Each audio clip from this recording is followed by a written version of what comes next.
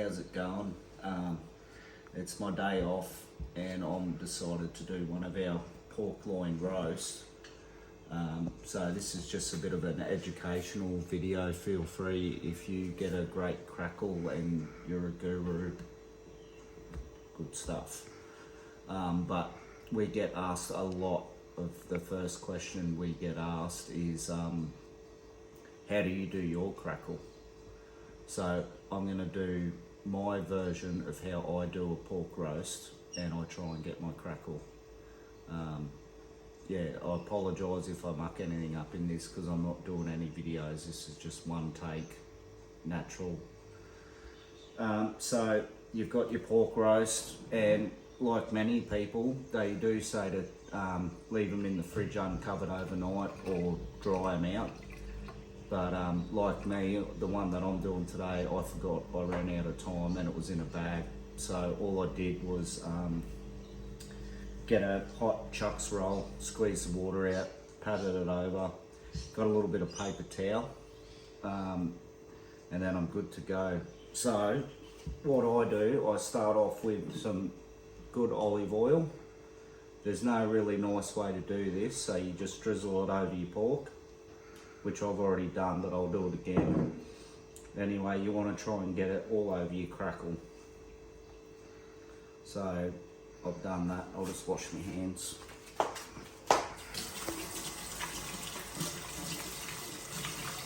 Which is why I put this apron on. It's beautiful. It's pretty cool, eh? So oil's on now. This is the salt that I use. You can use whatever salt you like. Some people say crack salt, rock salt, Himalayan salt, whatever salt. This is just your plain fine salt. Open the throttle up on it.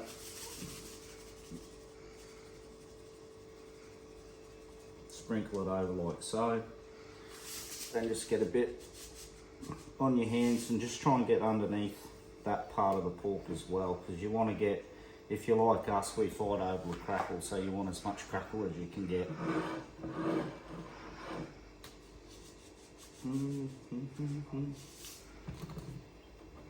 So just pat that on there nicely. Hygiene hands again. Now, people do all sorts of weird, wonderful things to get crackle, and they say it doesn't turn out. I've got a theory. I believe it's one of two things, or it's the two things combined. Which is, it starts off with the actual pork. I've noticed in the years that I've been doing these loin roasts at the shop, I actually don't do the legs anymore because the legs are so big and they cook uneven, and quite often the crackle isn't the best. But this part of the pork, which is the loin, seems to have the best skin, and you'll notice with this skin it's more of like a human coloured style skin. A lot of pork, if you get a really lean male pork, or it's quite yellow, I've noticed that you don't get the crackle as well. The other thing is, you need to blast your oven up to 250 degrees. So if you're not getting crackle, it could just simply be the pork that you're getting. So you could do all the right things in the world, and if that pork's not right, you won't get crackle. That's what I believe. Now, my oven's set at 250 degrees. I got my pork. I put it in a tray, but I've also got it on a rack, because you want that oven temperature to get up underneath the pork to maximise your crackle yield. So that's what I do. Now, it's going in the oven right now. My aprons, I'm losing my apron. I've set it for 250 degrees. Now I'm going to set my watch on my phone. I'm going to set that for a half an hour. I'm going to leave it at 250 degrees for a half an hour. Now when my phone alerts me I'll check that, and if it looks like rice bubbles, we're on, it's good to go. Drop it back to 180. Depending on the size of it, that one there is going to take 2 hours.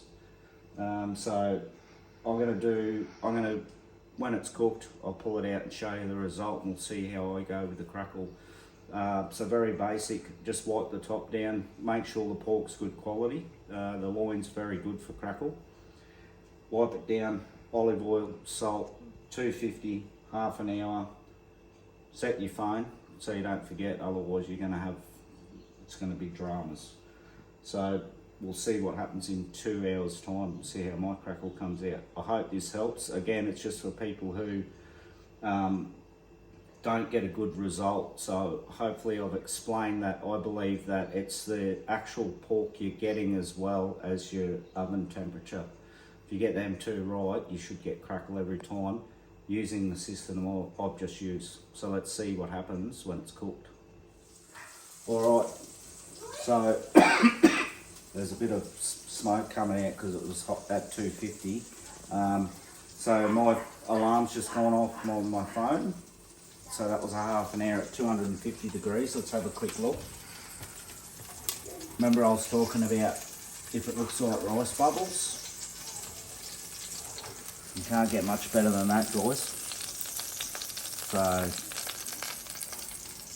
I've prayed to the crackle gods, otherwise I'd look silly, and they've answered. Now, I've dropped it back to 180 degrees, and we're going to let it go for approximately an hour and a half. I'll show you later on in the video how I get my temperature of my pork spot on. It's a good way, so you'll get it at the right temperature. You know it's cooked. It takes the guessing out of if it's cooked or not. So I'll see you in an hour and a half.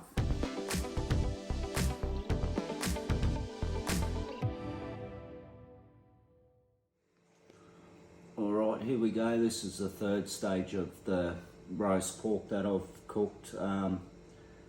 So it's been a couple of hours. Now this is what I was saying when I take the guessing game out of, if you're wondering if it's cooked or not, to save stabbing it and waiting for clear juices and all that.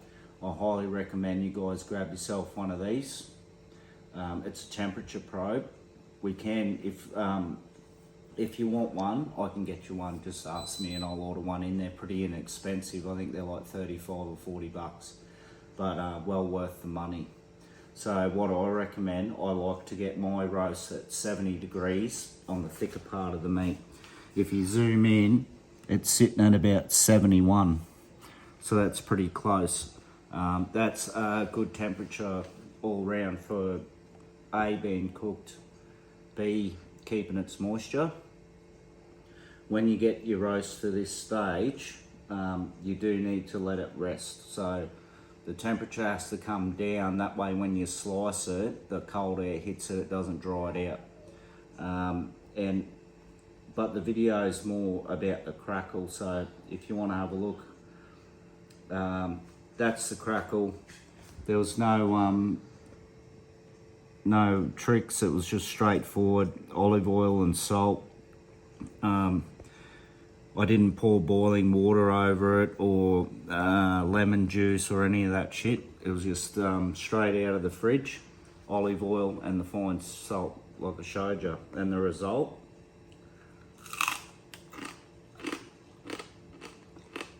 unreal. So,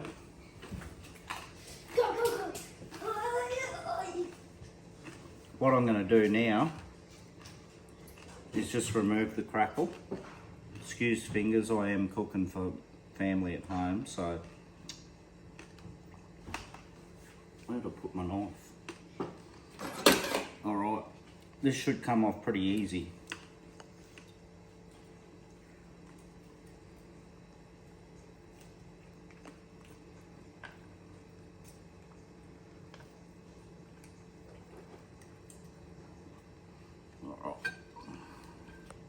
Didn't quite crackle there. That's the part that I was talking about, getting underneath. Can be hard, but overall, we've got a fair bit of crackle to go around.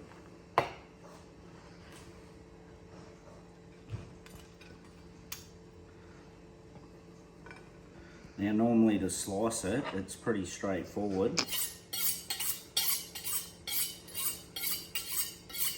My knives at home are terrible. Like a painter never paints his house, or a mechanic never fixes his own car. Anyway.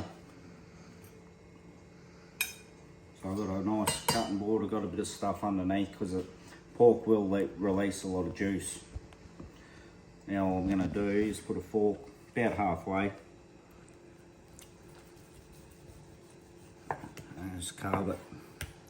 The thickness, you can do it. You can do the thickness what you like. This is just about the thickness that I like to cut it. So there you go, nice and moist. I'll just add, we done one another Sunday, and you'll see that we sell these granny gravies, and I put some in the cupboard.